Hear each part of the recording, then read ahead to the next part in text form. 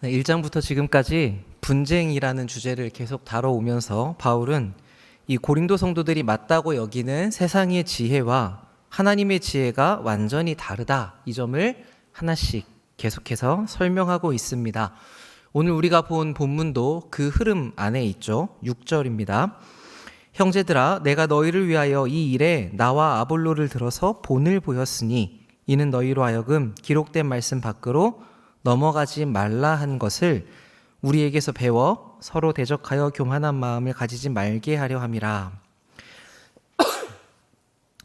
자, 바울은 분쟁으로 시끄러운 교회에 대해서도 계속 뭐라고 부르고 있습니까?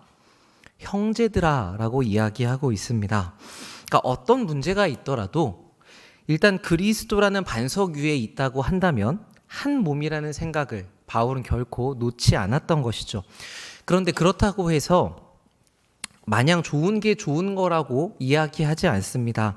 우리가 전에 3장 16절과 17절에서 보았던 것처럼 성령이 너희 안에 계시는데, 즉 우리 교회 공동체 안에 성령께서 계시는데 누구든지 이 성령이 계신 공동체를 상하게 하면, 파괴하면 하나님께서 어떻게 하신다고 이야기했습니까? 그 사람도 하나님께서 파괴하실 것이다, 이렇게 이야기했죠. 그러니까 생각해보면 참 무서운 말인 것입니다.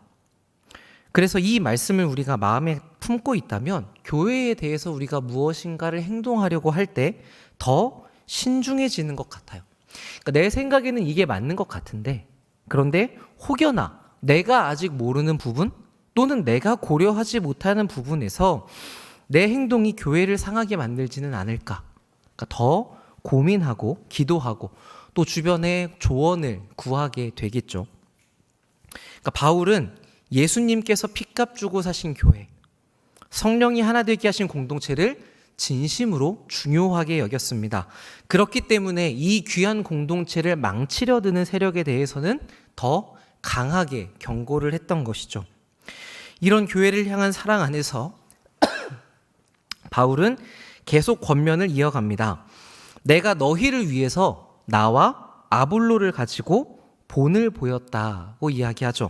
여기서 이 본을 보였다라는 말은 원래대로 치면 변장한다는 뜻입니다.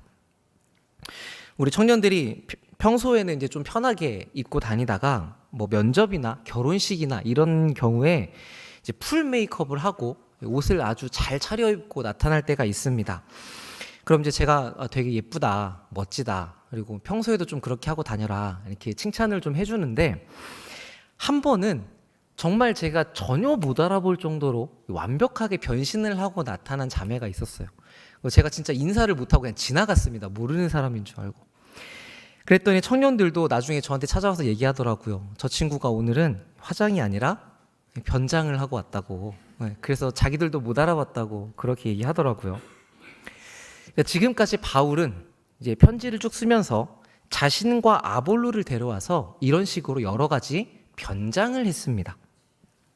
심는 자, 물 주는 자라고도 했다가, 집을 건축하는 동역자라고도 했다가, 배 밑에서 노를 젓는 노예 또는 하나님의 비밀을 맡은 청지기라고 했죠. 그러니까 이렇게 고린도 교회의 분쟁을 해결하기 위해서 자신과 아볼로를 변장시켜 가면서 여러 모습을 보여주면서 설명을 했다는 이야기입니다. 바울이 그렇게 한 목적이 누구를 위해서였습니까? 너희를 위해서라고 이야기를 하죠. 우리는 이런 편지들을 보면 바울이 자꾸 너네 이거 잘못했다, 저거 잘못했다, 이렇게 혼내는 것 같은 마음을 받기가 쉽거든요. 그런데 바울의 동기는 항상 어디에 있었냐면 교회를 위한 것, 좀 더 정확하게 얘기하면 여러분들을 위해서 있었습니다. 지난 시간 마지막 부분에 우리가 분쟁이 계속해서 이루어지면 교회가 얼마나 지치고 힘들게 되는지를 잠시 말씀을 나눠보았죠. 그러니까 이렇게 가다가는 성도님들이 너무 지치고 고통스러워지기 때문에 바울은 그 문제를 해결하기 위해서 지금 말을 하고 있는 것입니다. 자, 그런데 이런 이야기들이 자꾸 주어지면 우리 마음이 어떠냐면 일단 듣기가 좀 불편합니다. 들어보면 저게 맞는 말인지까지는 알겠는데, 그래도 듣기가 싫은 게 이제 우리 사람들의 마음이죠. 내가 틀렸다는 것, 내가 잘못하고 있다는 것, 내가 부족하다는 것을 인정하고 싶지가 않은 것입니다. 그래서 우리는 말씀을 듣고 머리로는 그래, 저게 맞지라고 동의하면서도 마음속으로는 튕겨내고 거기에 대항을 합니다. 바울은 그게 어떤 마음이라고 이야기하냐면 오늘 본문에서 대적하는 교만한 마음이라고 설명하고 있습니다. 그러니까 다들 풍선 불어보셨죠? 풍선이 보통 이제 손바닥보다 좀 작은데 이 작은 풍선을 열심히 불면 부풀리고 부풀려져서 우리 머리만해집니다. 그리고 좀 좋은 풍선은 열심히 불어보니까 우리 몸보다 더 커지는 그런 풍선도 있더라고요. 그러니까 이렇게 부풀려진다는 뜻을 가진 단어를 가져와서 바울은 교만이라고 설명하고 있습니다. 여러분들 다른 사람과 대적하게 될 때, 우리 다투거나 싸울 때 있죠. 가족이나 친구들과 친한 사람들과 그런 일이 있을 때 보통 우리 마음이 어떻습니까? 처음에는 이렇게 논리적으로 이야기를 하다가 나중에는 그래도 인정하기 싫어 또는 지기 싫다는 마음이 우리 안에 생겨납니다. 그때 우리 마음은 높아져 있기 마련이죠. 그러니까 대부분 다툴 때에는 내가 맞다고 여겨서 다투기 시작을 하는데 그래서 우리의 마음이 높아지기 쉽거든요. 그런데 여러분 거기서 조금만 더 생각해 봅시다. 우리가 옳은 말, 맞는 말로 상대방을 권면하고 가르칠 때에 그때에도 겸손한 마음으로 하는 것은 불가능한 일일까요? 바른 이야기를 권면하면서도 우리가 겸손한 마음으로 할 수 있습니다. 그런데 그 순간에 우리가 평소에는 죄인이라고 하고 낮아지겠다고 이야기하면서 이런 높아지는 마음들을 갖는다는 것은 우리의 마음이 이 부풀려진 풍선과 같다는 것을 보여주는 것이죠. 다르다는 겁니다. 그것을 교만이라고 이야기합니다. 이게 참 우리에게 해결이 안 되는 문제 같아요. 교만이 마음속 깊이 뿌리를 내리고 있어서 내가 그거를 알아채지 못할 때도 많고 때로는 그래 내가 이 부분 겸손하게 해야지 라고 생각을 하고 있으면서도 본인이 그렇게 겸손하지 못하다는 것을 알아채는 게 어려워집니다. 그래서 우리가 어느 순간 깜짝 놀라게 되는 때가 있죠. 나는 전혀 교만하지 않게 행동하고 있다고 생각을 했는데 나아졌다 생각했는데 어느 순간 나도 모르고 있었던 교만을 발견하는 때가 생깁니다. 자, 그런 우리들에게 바울이 해결책을 제시해 줍니다. 그게 무엇이냐면 기록된 말씀 밖으로 넘어가지 말라 한 것을 우리에게 배우라고 이야기를 하죠. 사도들을 보면서 하나님을 위해 충성되게 일하는 사람들을 보면서 너희가 판단하지 말고 하나님 앞에 충성될 것을 배우라고 이야기하고 있습니다. 자, 이 부분에서 우리는 어떤 내용들보다도 먼저 이 배운다라는 것에 집중하면 좋을 것 같아요. 여러분들은 배우고자 하는 마음을 가지고 계십니까? 이 배우려고 하는 자세와 교만함이라는 것은 사실 공존하기 어렵거든요. 정말 배우려고 하는 사람은 자기가 모른다고 인정하는 이 겸손함을 가지고 있습니다. 그래서 자기의 무엇인가를 내놓으려기보다는 듣고 받아들이고 그것을 수용하려는 태도를 갖게 되죠. 자, 그러면 한번 생각해 보시면 좋겠습니다. 여러분들은 정말 말씀을 듣고 또는 다른 사람들의 조언을 듣고 배우고 자라겠다는 마음이 있으십니까? 자, 문제는 어디냐면 그 다음이에요. 그 작업을 해가는 과정이 내가 너무 힘들고 아프고 어렵다고 하더라도 여러분들은 그 길을 계속해서 걸어가실 마음이 있으십니까? 이 질문에 대한 여러분의 대답을 통해서 지금 내 마음의 교만함에 대해서 점검해 볼 수 있을 것 같습니다. 바울은 우리가 겸손한 마음을 가지는데 도움이 될 수 있는 질문을 이어서 제시해 줍니다. 7절입니다. 7절 우리 같이 읽어보겠습니다. 시작.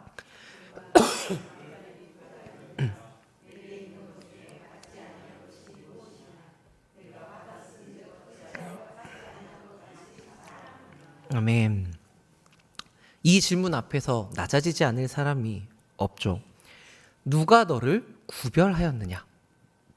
이 말은 너도 잘한 것 하나 없이 하나님의 택하심을 받아서 이 자리에 왔으면서 얼마나 스스로를 대단하다고 착각하길래 자기 스스로를 하나님의 일꾼을 판단하는 위치에 두느냐, 이런 뜻입니다. 그러니까 교만은 선을 넘게 만들죠. 자기 위치를 벗어나서 스스로를 높여서 다른 사람을 낮게 보도록 만듭니다. 자, 그런데 우리가 고백하는 것처럼 전적으로 타락한 내가 아무런 공로 없이 선물로 구원을 받았다고 인정을 한다면, 그렇다면 우리가 다른 사람보다 무엇이 그렇게 낫다고 이야기할 수 있을까요? 우리가 무엇을 내세울 수 있겠습니까? 바울의 이 첫 번째 질문이 우리의 주제를 넘은 심리를 보여주었다면, 두 번째 질문은 이제 우리의 배은망덕함을 고발하고 있습니다. 내가 가진 것 중에 받지 않은 것이 있느냐? 자, 우린 이 질문 앞에서 자랑할 것을 잃어버리게 되죠. 왜냐하면 받지 않은 것이 하나도 없기 때문입니다. 그런데도 우리는 평소에 계속 무엇을 떠올리냐면 부족함을 떠올려요. 그래서 기도하는 대부분의 제목도 하나님, 이거 주십시오. 이거 채워주십시오. 이거 해결해 주십시오이죠. 물론 저는 이런 기도도 매우 중요한 기도이고 필요하다고 생각해서 많이 하시면 좋겠다고 생각을 합니다. 그런데 그것과 함께 이미 우리가 받은 것에 대해서도 생각할 수 있어야 하겠죠.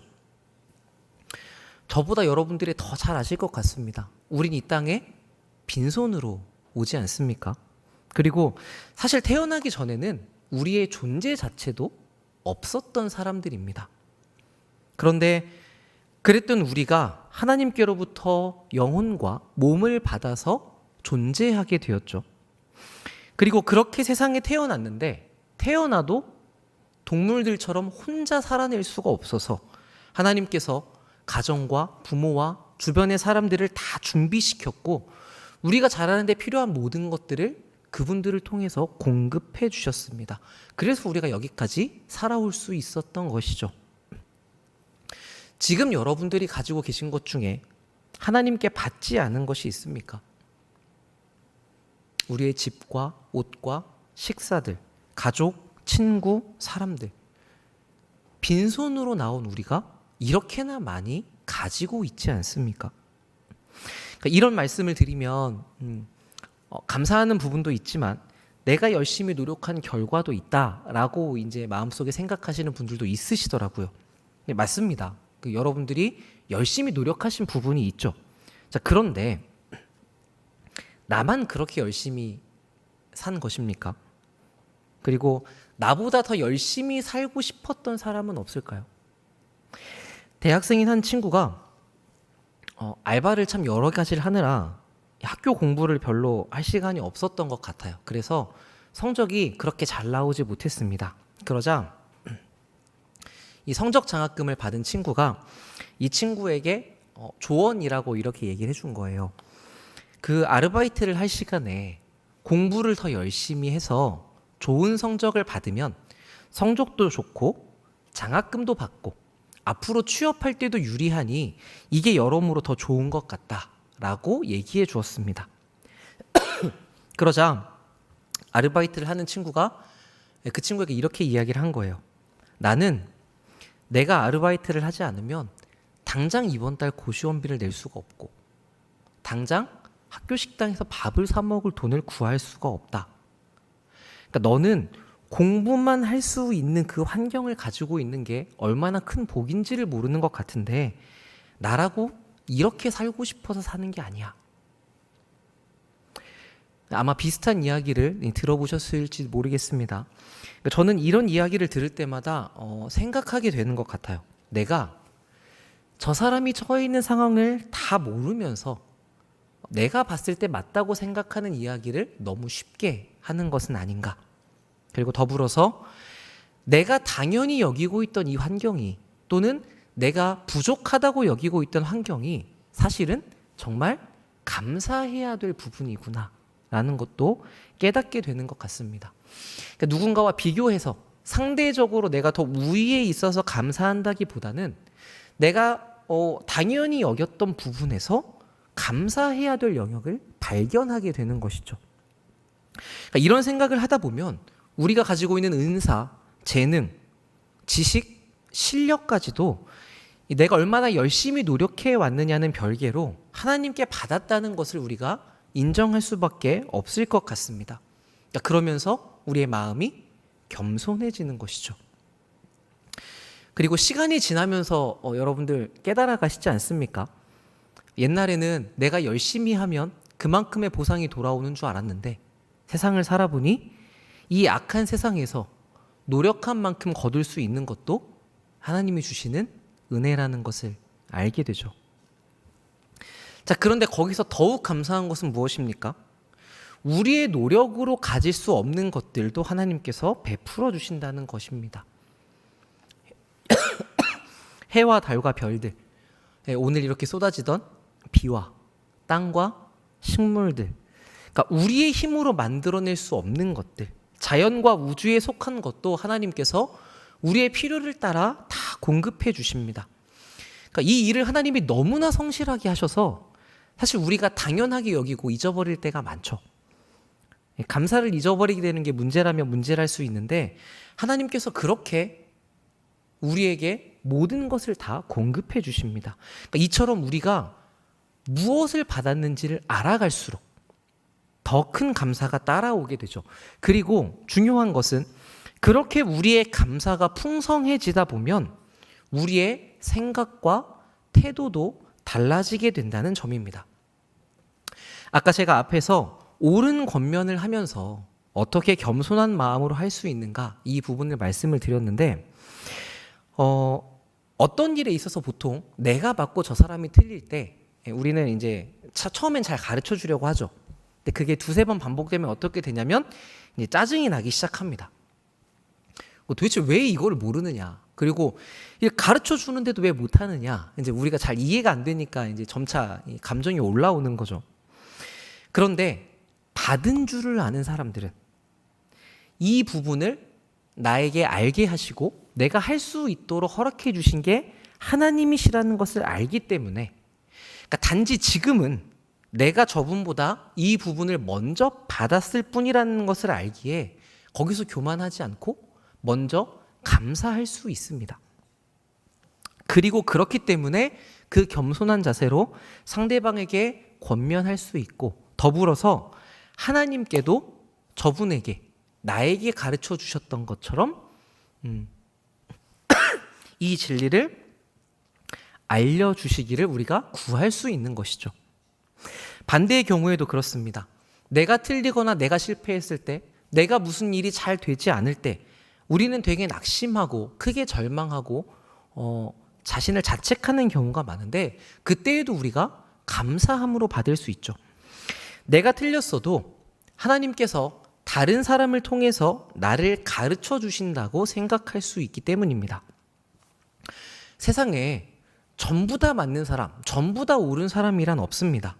그리고 여러분들이 인생을 사시면서 경험하셨던 것처럼 사실 사람은 틀린 것 투성이인 존재입니다. 그래서 불완전하다고 이야기를 하죠. 그러니까 그건 나도 마찬가지일 것입니다.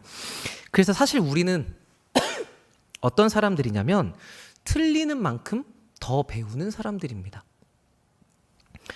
그런데 우리는 이 한국 사회에 경쟁적인 면들에 물들어 있어서 틀리는 걸 너무나 두려워하죠.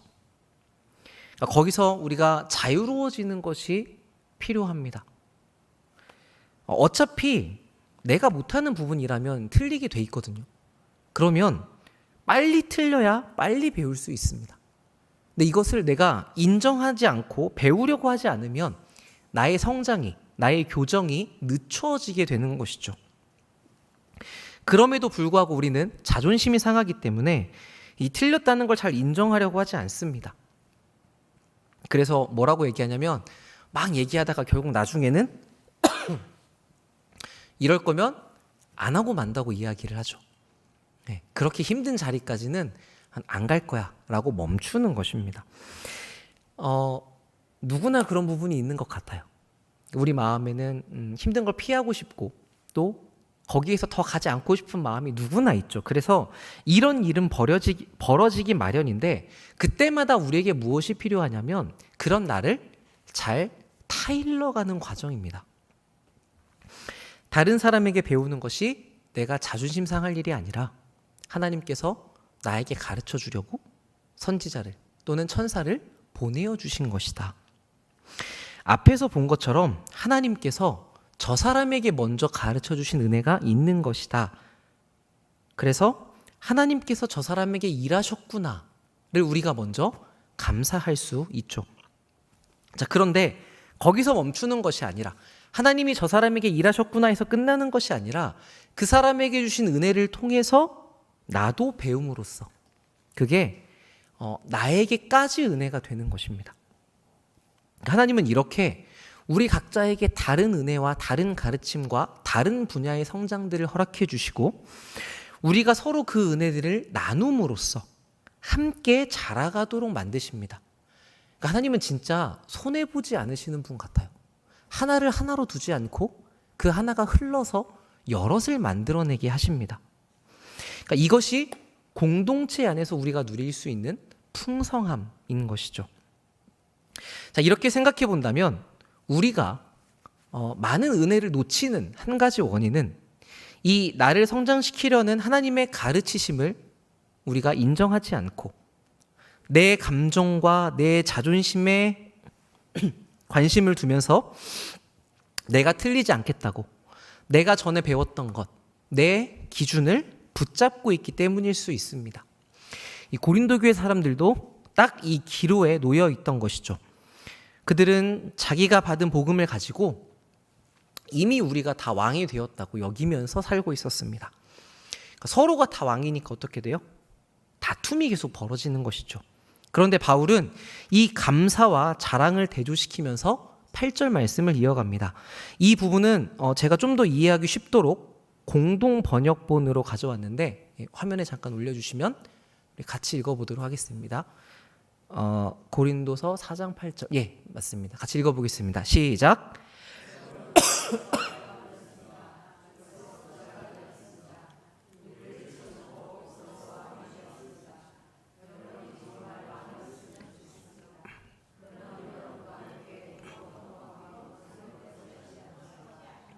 아멘.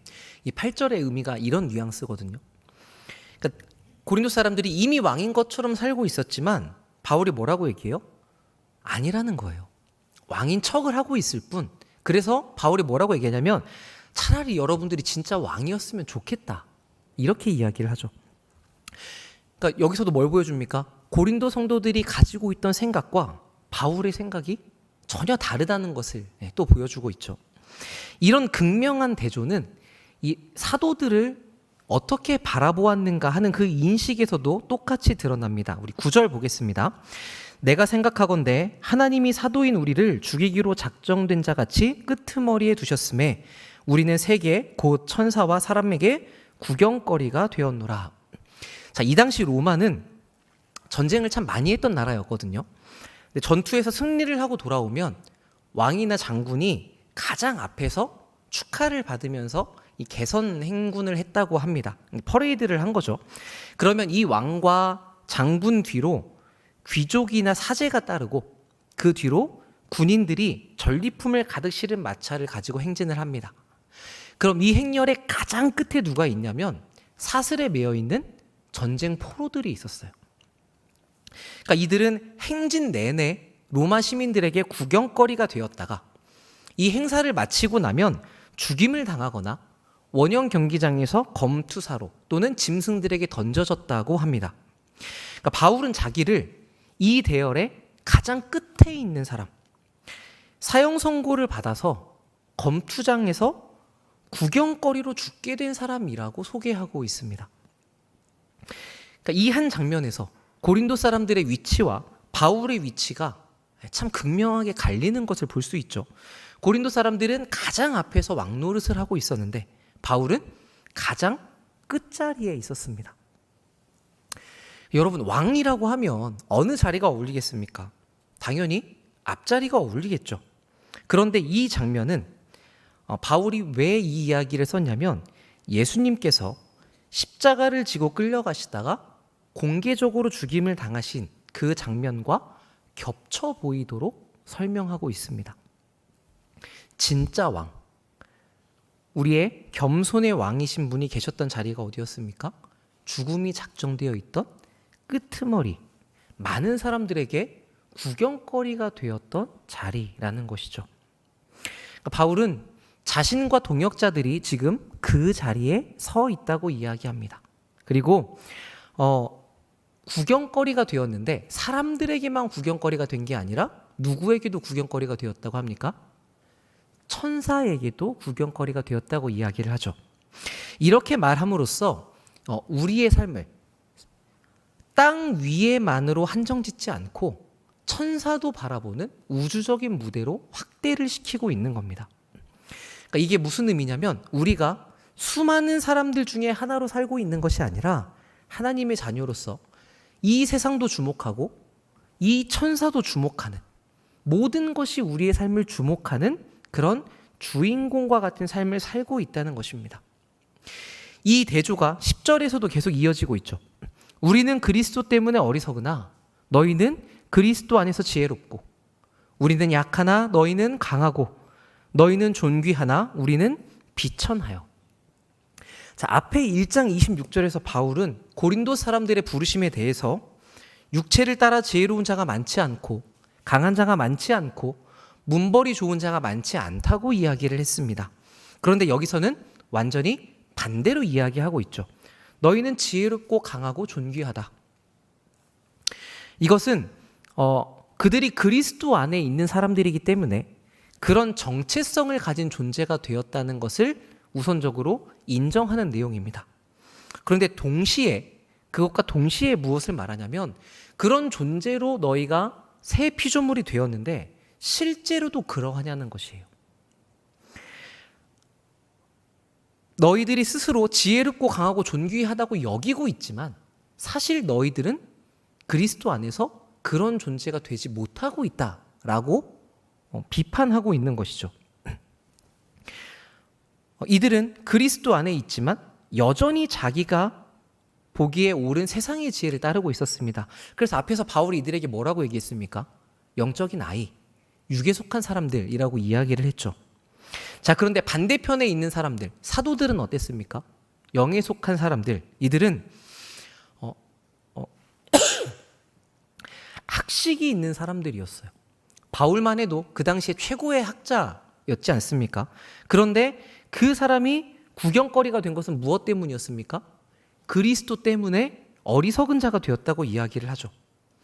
근데 바울이 그렇게 어리석은 자가 되었을 때 하나님을 통해서 진리가 드러났다고 설명합니다. 또 이 사도들은 약했습니다. 고린도는 이 바울의 약함을 가지고 되게 많이 공격했거든요. 하나님의 사도라면, 하나님의 사람이라면 어떻게 그렇게 약점이 있느냐라고 공격을 했는데 그것을 바울이 뒤집어서 무엇이라고 설명했습니까? 십자가라는 그 약함으로 보이신 하나님의 일하는 방법이 이렇다라고 설명을 하죠. 그래서 사도들은 하나님의 능력이 드러나는 통로로 자기들의 약함을 자랑했다고 기록합니다. 이게 이제 뭔가 무지와 무능을 이야기하는 건 아니라는 것을 여러분들이 아실 것 같아요. 이들은 하나님이 두신 자리에서 하나님이 일하실 수 있도록 자기에게 주어진 그 약함을 견뎌내는 삶을 살았습니다. 그래서 이들은 비천했죠. 불명예스러움, 모욕을 당했습니다. 그러니까 사실 그 개인으로 보자면 세상에서 그런 모욕을 당할 필요가 없는 사람들이었거든요. 그런데 예수님을 따르다 보니까 세상의 가치로 판단하자면 모욕을 당할 만해서 이들이 어려움을 겪게 됩니다. 그런데 신기한 점은 무엇이냐면 이 사도들이 매번 내가 이렇게 억울함을 당하니까 제가 억울해 죽겠습니다 라고만 버티지는 않았다는 점이죠. 이들은 그리스도인으로서 세상에서 자신들이 그런 일을 당하는 것을 마땅하다고 여겼습니다. 당연하다고 받아들였던 것이죠. 그러니까 사도가 말했던 이 어리석음과 약함과 비천함의 삶이 실제로 어떤 삶인지는 11절 이하에서 잘 보여줍니다. 바로 이 시각까지 우리가 줄이고 목마르며 헐벗고 매맞으며 정처가 없고 또 수고하여 친히 손으로 일을 하며 모욕을 당한 즉 축복하고 박해를 받은 즉 참고 비방을 받은 즉 권면하니. 자, 이것은 앞에서 등장했던 지혜롭고 귀한, 배부르고 풍성한 왕노릇과 극한의 대조를 이루고 있습니다. 고린도 사람들이 우리가 예수 안에서 왕노릇한다라고 그렇게 풍성하게 지낼 때 바울은 어땠어요? 지금 이 시간까지도 이런 고난을 겪고 있다라고 자기들의 처지를 설명하고 있는 것이죠. 사역자이기 때문에 수고하고 살해를 받아도 되지만 자기 손으로 직접 일하면서 사역을 하고 그러면서도 욕을 먹는데 그 욕을 먹어도 상대방을 축복하고 사람들이 죽이겠다고 쫓아와서 박해해도 그것을 참아내고 온갖 악담을 들어도 애정을 담아서 친절하게 권면한다고 이야기합니다. 다 예수님이 가르쳐 주셨던 내용과 부합하는 삶이죠. 그러니까 바울은 그 예수님의 가르침을 따라 살려고 노력했던 것 같아요. 여러분은 이런 이야기를 들으시면 어떤 생각이 드십니까? 난 이렇게는 못 살겠는데 싶으십니까? 중요한 것은 우리가 어떤 방향성을 가지는가죠. 솔직히 이런 말씀을 들으면 힘들겠다는 생각은 드시지만 동시에 그래 그리스도인으로서 저렇게 살아야 하는데 라는 마음이 드시는 것도 사실이잖아요. 그런데 이 성경이 참 만만하지 않은 게 그렇게 우리가 예수님을 따라 살고 싶은 마음이 있는데 그렇게 살면 어떻게 되는지를 그 삶을 살아본 바울이 충격적으로 선언합니다. 13절 뒷부분입니다. 우리가 지금까지 세상의 쓰레기와 만물의 찌꺼기같이 되었도다. 여기서 이 더러운 것이라고 쓰여 있는 것은 이 쓰레기라는 뜻이고 찌꺼기라는 표현은 우리 그 솔질하면 나오는 먼지 덩어리를 이야기합니다. 둘 다 어디에 쓰인 표현이냐면 경멸에 쓰인 단어였어요. 가치 없는 것, 쓸모 없는 것. 바울이 뭐라고 얘기하냐면 내가 예수를 따라 살려고 최선을 다했더니 어떤 삶이 되었다? 경멸당하는 삶이 되었다고 이야기하는 것입니다. 여러분, 이게 예수를 따르는 삶이라고 생각하십니까? 여러분이 바라시는 그림이 이런 삶이십니까? 우리는 어리석고 싶지 않고 약하고 싶지 않고 비참해지고 싶지 않습니다. 예수님을 믿어서 지혜로워지고 싶고 예수님 때문에 강해지고 싶고 예수님으로 인해서 존귀해지고 싶죠. 이게 우리가 바라는 바고 그래서 우리는 이렇게 되게 해달라고 하나님께 기도합니다. 그런데 바울은 그 생각이 육에 속한 생각, 영적 아이의 생각이라고 이야기를 계속해서 해왔죠. 왜 그러냐면 이 지혜롭고 강하고 존귀함은 하나님께서 이미 우리에게 주신 것이기 때문입니다. 우리가 이미 받은 것인데 받은 줄을 모른다는 점이 우리의 영적인 미성숙함을 증명해 주는 것이죠. 우리가 예수 그리스도를 소유함으로써 우리는 지혜롭고 강하고 존귀한 존재가 되었습니다. 그것을 바울이 너희가 새 피조물이 되었다라고 이야기한 것입니다. 하나님의 자녀가 되었다는 것은 이 내용을 담고 있죠. 이게 예수님께서 우리에게 행하신 일입니다. 물론 우리가 예수를 처음 믿고 나서 도대체 우리가 받은 것이 무엇인가를 성경 말씀을 통해서 이제 계속 확인해 가는데 저는 우리들에게 이 작업이 더 깊이 알아가는 일이 필요한 것 같아요. 이거를 알아갈수록 우리가 받은 것이 무엇인지를 더 많이 확인해 갈수록 그게 얼마나 대단한 것인지를 알게 되고 그 사랑과 은혜가 내가 생각했던 것보다 훨씬 더 크다는 것을 알게 되어서 우리가 거기에 감사하면서 어디로 갑니까? 거기서 어리석고 비참한 곳으로 가겠다라는 선택이 나오는 것이죠. 우리 이사야 53장 3절 말씀 같이 읽어보도록 하겠습니다. 시작.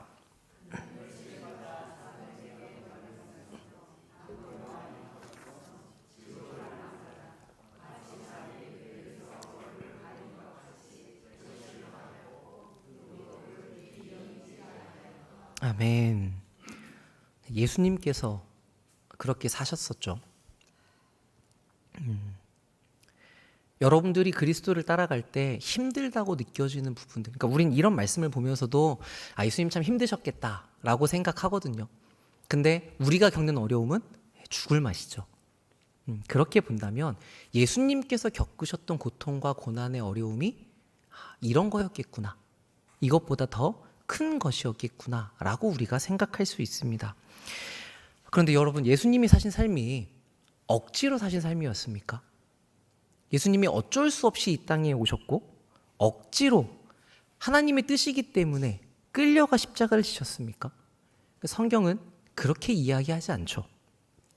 물론 피하고 싶을 정도로 힘든 일이었음에도 불구하고 예수님은 이 일을 적극적으로 선택하셨다고 이야기합니다. 그래서 시작부터 이 악한 세상, 죄로 가득한 세상 안으로 그 거룩하신 분이 직접 들어오셨죠. 들어와서 죄인의 친구가 되셨고, 그리고 끝내 십자가를 지기로 결정하셨습니다. 그러니까 이 예수님의 모든 삶은 예수님이 우리를 얼마나 사랑하셨는지, 예수님이 우리를 사랑해서 어떤 결정을 스스로 내리고 어떤 일을 적극적으로 행하셨는지를 증명해주고 있는 것이죠. 우리의 삶은 이 예수님의 삶과 유사합니다. 마찬가지로 우리도 억지로 그렇게 끌려가는 것이 아니라 나를 구원하시고 모든 것을 주신 그리스도 때문에 그분을 사랑해서 그분을 따르기를 내가 선택하는 것입니다. 바울이 말한 것처럼 내가 어리석어지고 내가 약해지고 내가 비참해지는 자리를 선택하는 것이죠. 왜냐하면 그게 아버지의 뜻이기 때문에 그렇습니다. 하나님께서 그렇게 우리를 사용해서 일하시겠다고 예수님을 통해서 이미 보여주셨기 때문에 우리도 그 길을 뒤따라가는 것이죠. 그러니까 여러분, 무작정 우리가 충성해야 된다, 헌신해야 한다, 이렇게 스스로를 강제하실 것이 아니라 나에게 이 마음이 먼저 있는지를 살펴보셔야 됩니다. 예수님을 사랑하는 마음이 있는가? 하나님을 사랑하는 마음이 있는가? 예수님께서 그 초대교회에 경고하셨던 것처럼 너희가 나를 향한 첫사랑을 잃어버렸다라고 하실 때에 내가 그 사랑하는 마음이 지금 없는가? 그러면 도대체 무엇이 문제인가? 내가 그 마음을 왜 잃어버렸는가? 하나님을 향한 사랑의 마음이 식은 것인지, 하나님과의 교제를 내가 놓쳐서인지, 또는 내가 놓지 못하는 것이 있기 때문에 하나님을 따라갈 수 없는 것인지, 그 실제적으로 원인이 되는 지점을 다루면서 하나님과 씨름해야 되는 것이죠. 그러니까 이것은 행동적인 부분 더 이면에 내가 하나님을 정말 사랑하는 마음이 있나를 고민해 보셔야 하는 것입니다. 그 부분을 우리가 피하지 않고 정직하게 다가간다면 하나님께서 반드시 거기에서 일해 주실 것입니다. 이 고린도 성도들은 높은 왕이 되어서 살려고 했지만 사도는 진짜 왕의 길, 고난의 종이었던 주님을 따라 살려고 했습니다. 여러분, 일부러 고행을 하셔야 된다는 이야기가 아닙니다.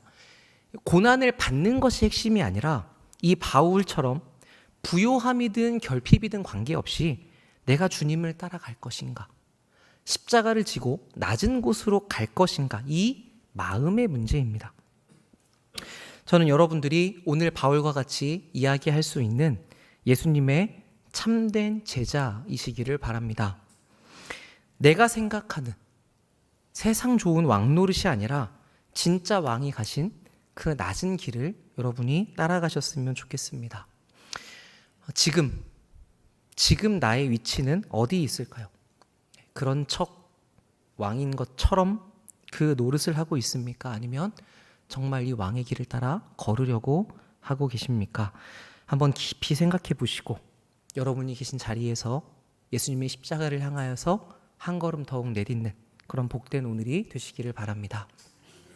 제가 기도하겠습니다.